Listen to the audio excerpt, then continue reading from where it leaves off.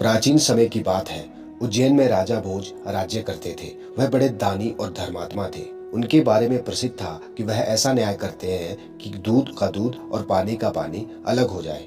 नगरी में एक किसान का एक खेत था जिसमें उसने कई साग सब्जी लगा रखी थी। एक बार की बात है, खेत में बड़ी अच्छी फसल हुई। पूरी जमीन पर तो खूब तरकारियां आई, लेकिन खेत के बीचों बीच थोड़ी सी जमीन खाली रह गई। हालांकि किसान ने उस जमीन पर भी बीज डाले थे, लेकिन वहां कुछ नहीं उगा। किसान ने वहां खेत की रखवाली के लिए एक मचान बना लिया। जब भी किसान मचान पर चढ़ता, अपने आप चिल्लाने लगता, कोई है, राजा भोज को पकड़ लाओ और सजा दो, मेरा राज्य उससे ले लो, आओ जल्दी आओ। सारी नगरी में यह बात आग की तरह फैल गई और राजा भोज के कानों में पहुंची। राजा ने कहा, मुझे उस खेत पर ले जाओ। मैं सारी बातें अपनी आंखों से देखना और कानों से सुनना चाहता हूँ। राजा भोज जब उस जगह पहुंचे तो उन्होंने भी वही देखा कि किसान मचान पर खड़ा है और कह रहा है, राजा भोज को फौरन पकड़ लाओ और मेरा राज्य उससे ले लो।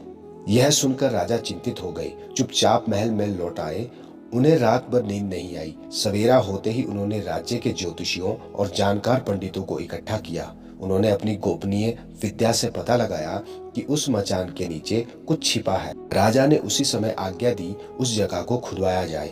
खोदते खोदते जब काफी मिट्टी निकल गई तो अचानक एक सिंहासन प्रकट हुआ। सिंहासन के चारों ओर 8-8 पुतलियां यानी कुल 32 पुतलियां खड़ी थी। राजा को खबर मिली तो सिंहासन को बाहर निकालने को कहा, लेकिन कई मजदूरों के जोर लगाने पर भी वह सिंहासन टस से मस न हुआ।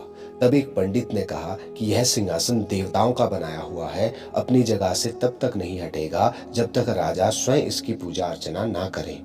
राजा ने ऐसा ही किया। पूजा अर्चना करते ही सिंहासन ऐसे ऊपर उठ गया मानो फूलों का हो। राजा बड़े खुश हुए। सिंहासन में कई तरह के रत्न जड़े थे जिनकी चमक अनूठी थी। सिंहासन में चारों ओर 32 पुतलियां बनी थी।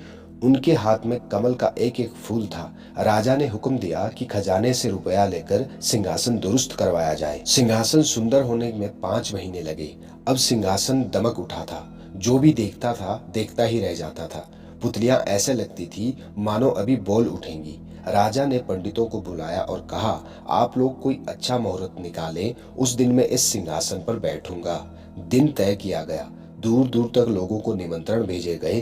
तरह तरह के बाजे बजने लगे। महल में खुशियां मनाई जाने लगी। पूजा के बाद जैसे ही राजा ने अपना दाहिना पैर बढ़ाकर सिंहासन पर रखना चाहा कि सारी पुतलियां खिलखिलाकर हंस पड़ी। लोगों को यह देखकर बड़ा अचंभा हुआ कि यह बेजान पुतलियां कैसे हंस पड़ी। राजा ने अपना पैर खींच लिया और पुतलियों से पूछा, ओ सुंदर पुतलियों, सच सच बताओ कि तुम क्यों हंसी। पहली पुतली का नाम था रत्न मंजरी। राजा की बात सुनकर वह बोली, राजन, आप बड़े तेजस्वी हैं, धनी है, बलवान है, लेकिन इन सब बातों का आपको घमंड भी है। जिस राजा का यह सिंहासन है वह दानी है, वीर है और धनी होते हुए भी विनम्र थे, परम दयालु थे। राजा बड़े नाराज हुए। पुतली ने समझाया, महाराज, यह सिंहासन परम प्रतापी और ज्ञानी राजा विक्रमादित्य का है। राजा बोले, मैं कैसे मान लूं, राजा विक्रमादित्य मुझसे ज्यादा गुणी और पराक्रमी थे। पुतली ने कहा, ठीक है, मैं तुम्हें राजा विक्रमादित्य की एक कहानी सुनाती हूँ। सिंहासन बतीसी की पहली कहानी पुतली रत्न मंजरी ने सुनाई थी। सिंहासन बतीसी की पहली कहानी सुनने के लिए अगली वीडियो में जाएं।